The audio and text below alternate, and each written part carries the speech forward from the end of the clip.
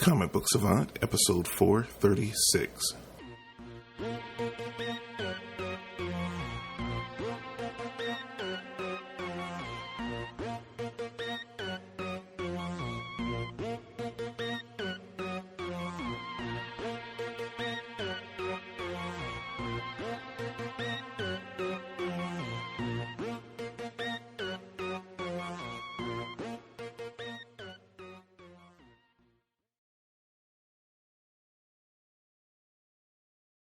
Welcome back to the Comic Book Savant podcast. I'm your host, James Harris. In this episode, we're going to be doing another comic book discussion. I'm going to be going into kind of my personal thoughts and views on physical versus digital comic book medium. I know I covered the topic numerous times because I think it's an important topic and discussion to have, but I'm coming from it from a little bit more personal aspect and not talking about it on a broader sense. Hopefully, when I do these episodes, these comic book discussion episodes, that it helps me get my thoughts out on a particular topic that I'm speaking on at the time, and I hope that it sparks good discussion within us as a community, the comic book the Savant Society.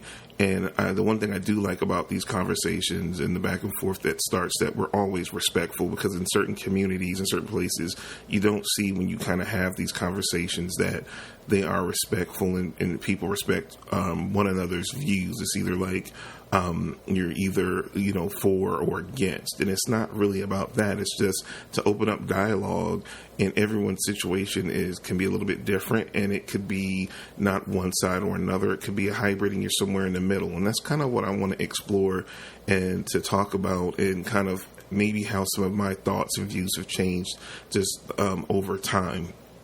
But before I get into that episode, I do want to give a shout out to my friend, my brother from another mother, Mr. Heath Holland, and Serial at Midnight. We just did a new episode of Spinner Rack Bros over on his channel. We did a really good video that is discussing the topic of, is there any too many comic book movies? Are they as special as they once used to be? Are we getting so many now? Are that they're becoming disposable? It was a good 20-so minute conversation that we had over there. I'll put the links down in the posting on for the video on the website. So when you find this post over at comicbooksavant.com, you'll have the links to go over to that particular video. If you haven't already, definitely check out Heath's channel, Serial at Midnight, youtube.com, Serial at Midnight. I'll have all the links in the posting for the episode as well. So if you want to check that out, please do so. We've done quite a few videos for him on his channel talking about different topics, and we also have done the podcast. We got new episodes coming over here on the podcast as well. But we have, like I said, the most recent content for us is that video that came out last week. So I'll have the links posted in the episode. Now, with all that being said, let's focus on the topic at hand.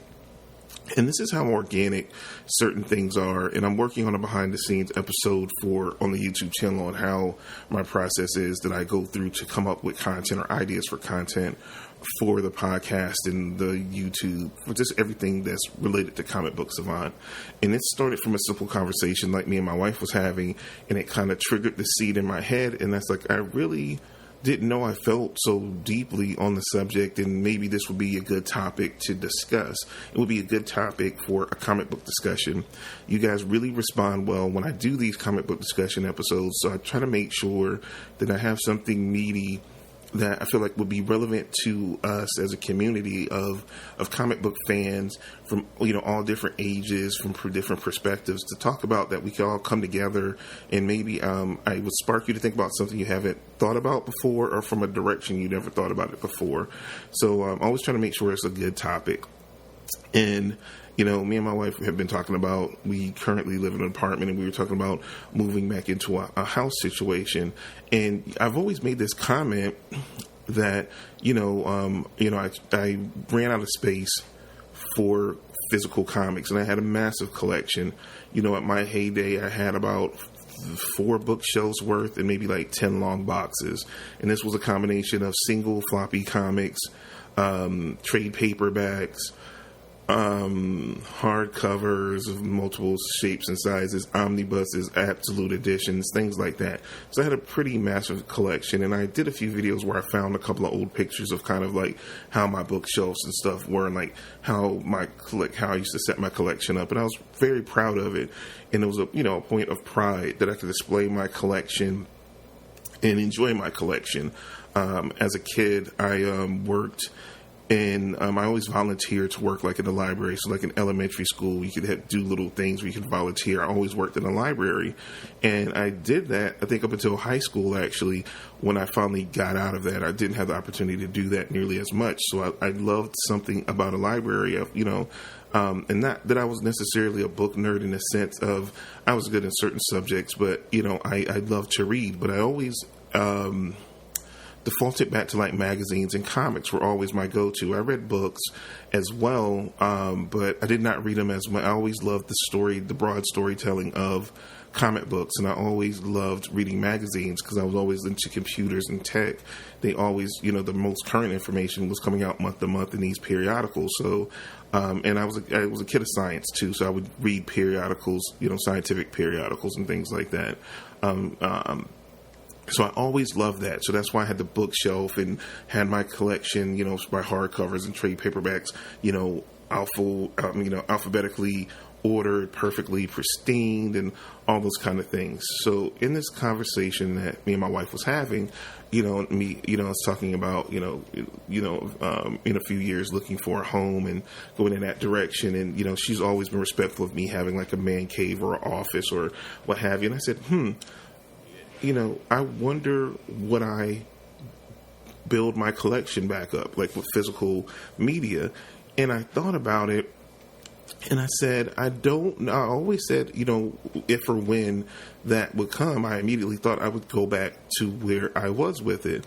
But when I really thought about it, the stuff that I like collecting, like the omnibuses and not so much the absolute editions, but mainly like the omnibuses especially and stuff, they're beautiful to look at and to have and collect, but they weren't necessarily always the easiest to read because they're huge volumes. They have these beautiful slip cases that you got to take the slip cases off. You're not going to fold pages or anything like that. So you got bookmarks all over the place, and you can't just take the omnibus and hop into bed and read an omnibus. You got to kind of be at a table where it's going to be supportive. You don't want to mess up the spine. You invest a lot of money in these things. And I've always been funny about, things that I have that I take really great care of. And, I was like, I had them, but I was like, but would I ever really read them? And I don't think I've, I think about it's different classes of, comic book collectors. You have people that just are like speculators. Like comic books are hot because of movies and TV now. They buy books to flip them, to sell them and get them graded. And, they're more, I guess, speculators more so. They might be fans and they might read certain comics, but they're looking for, they study it to know what are first appearances, what things are going to be valuable to turn around and get graded and flip, or what variant cover is going to be the hottest, and do it. And there's nothing wrong with that. I don't knock those people. That's their thing. Then you have, collectors, which I think I was for a long time, where I was a collector, / reader. I liked to read the comics. I liked collecting them, and reading them. But then too, like after I invested in these beautiful collections, I didn't want to mess them up. I wanted them to last, be a legacy for like my grandson to go back and read and hand down for him and for him to enjoy. And, whatever he does with them is what he does with them. But, to keep them in the best pristine shape that he can like kind of enjoy them is, what I kind of thought about. But I was like, I would never read them because I wouldn't want to mess them up. I'll be too scared to mess them up. I'll take them out the wrap. I'm not going to be like, they're still unwrapped on the shelf type deal. I'm not, I'm OCD about certain stuff, but I'm not like that bad. I would open it up and look at it. But like I said, in being afraid of damaging it, would I really read it, or would I just still default to digital because it's just easier? You don't have the fuss and muss. You wouldn't mess up your valuable possession, because I always thought about these books, especially when I started getting into hardcovers oversized hardcovers, omnibus, even absolute editions. But I will say this. I feel like absolute editions, because they're smaller stories, they're not huge runs of books. They're easy. They're way more easier to handle and to kind of have. And they're going to be like 6 or maybe at most maybe like a 12-issue, maxi series or something they might do in a absolute volume. So it's not too crazy. So they're a little bit more readable than, say, like an oversized omnibus that's like, I don't know, they can be pretty big, like 500, 600, 700 pages. They're big, they're huge. And I've had quite a few. And I would try to read them, but again, they were just unwieldy.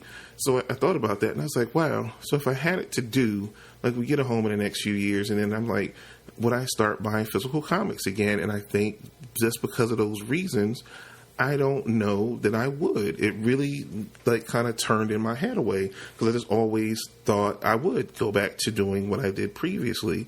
And I was like, I do like the convenience. I like that I'm not potentially damaging or hurting, the comics. And they're safe in that way. They're safe where I can consume them, because I feel like more than anything, I'm a lover of comics.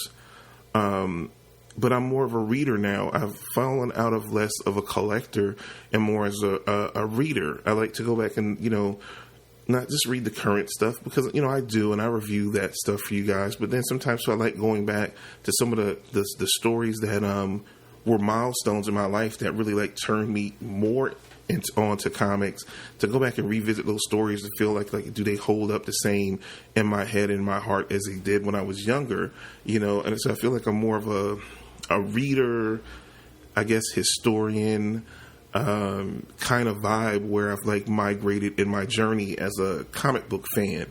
Those things are important to me, and being a resource, and I've talked about this before, and being I don't think of myself of anything special in that way. Yes, I'm a podcaster that talks about comics. I've done it for, about 14 years now. I've done, as we've, listened to this episode, this is 436 episodes I've done of this. I've been on multiple other podcasts, whatever. I don't think of myself of anything special or anything above anyone else that is a comic book fan. I'm just a comic book fan that's passionate about it, and I sit in front of a microphone, and I just come from my heart about what I love about comic books and the industry and the people within it and the fans within it, that all the symbiotic relationship of all the parts that make it so wonderful and what it is.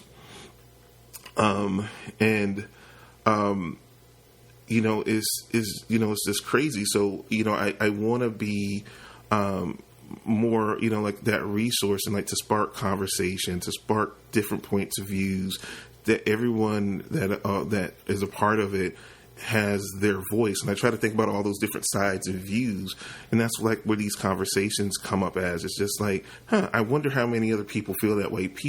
So many different people have, their circumstances are so differently.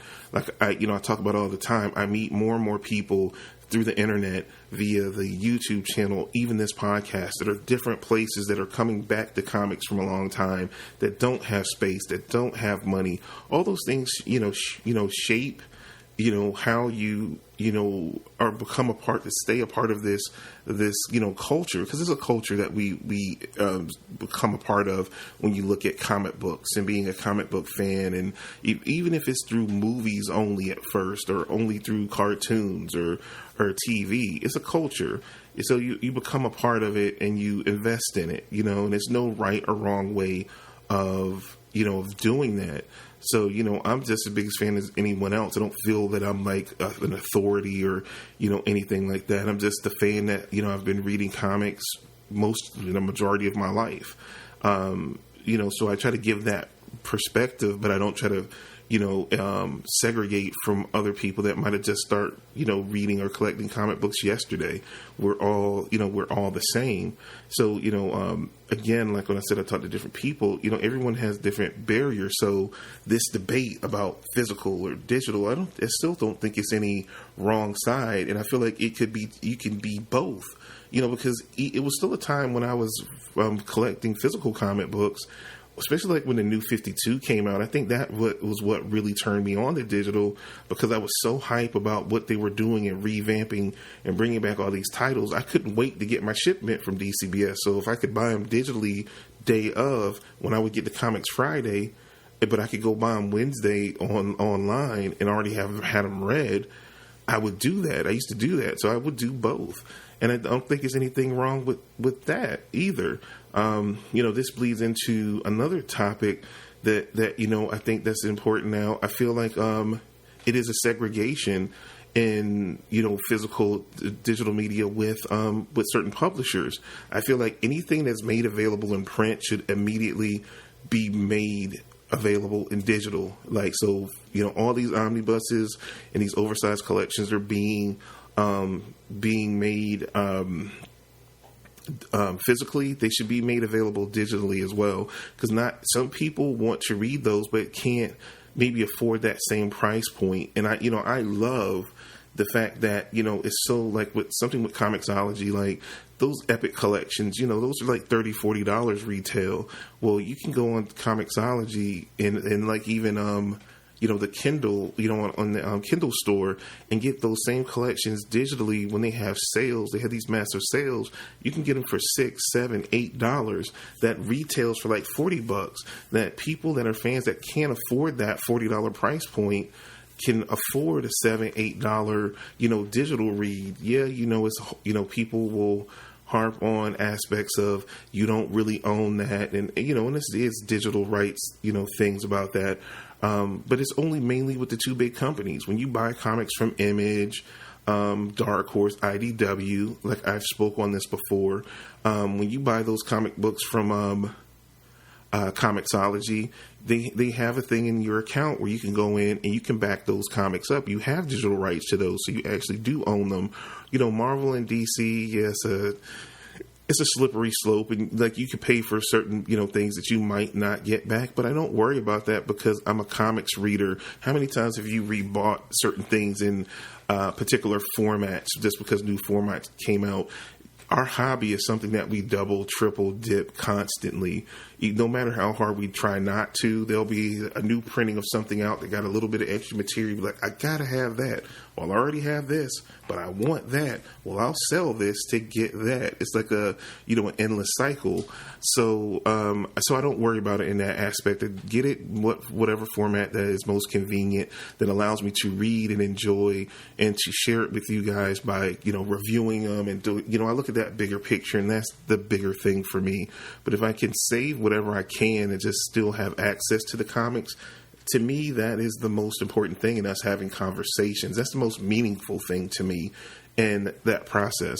So, like I said, it's funny how all these things, I think, has started playing into my mentality about it.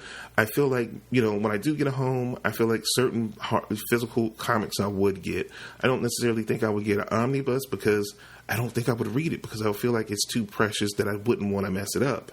Maybe absolute editions, because I always just loved the presentation of the absolute editions. I think it was my favorite kind of, when you start talking about collected editions, that I enjoyed the format and the presentation of so much, and it felt so worth it. And, it's in a slip case, and it had the beautiful, cover, the oversized art, and the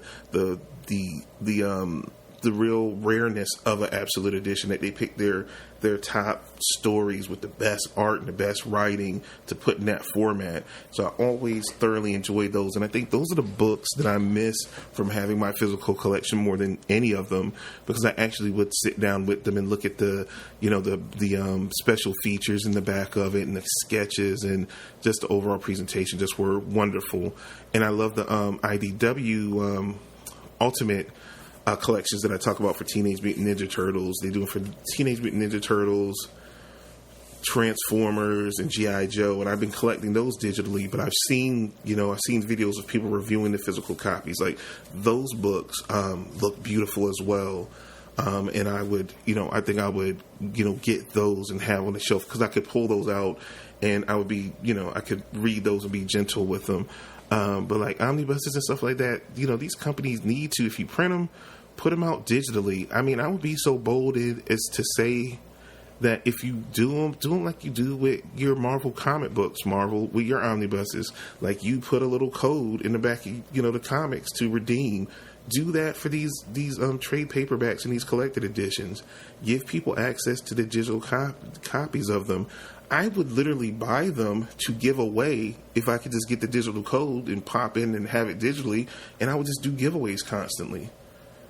Because it's a win-win for everyone. I don't knock anyone that likes physical comics, and I still do too. Like I said, it's a love thing, and then it's like I wouldn't want to mess it up. It's so pretty, and I paid so much for it. I don't want any damage to or harm to come to it because they're beautiful editions. So it's really it's always like a tug of war on that. But I feel like it's still no right or wrong view to have, but I just starting to see it turn for me. Like what I would go out and buy physically would definitely change way drastically, than what I think I would before.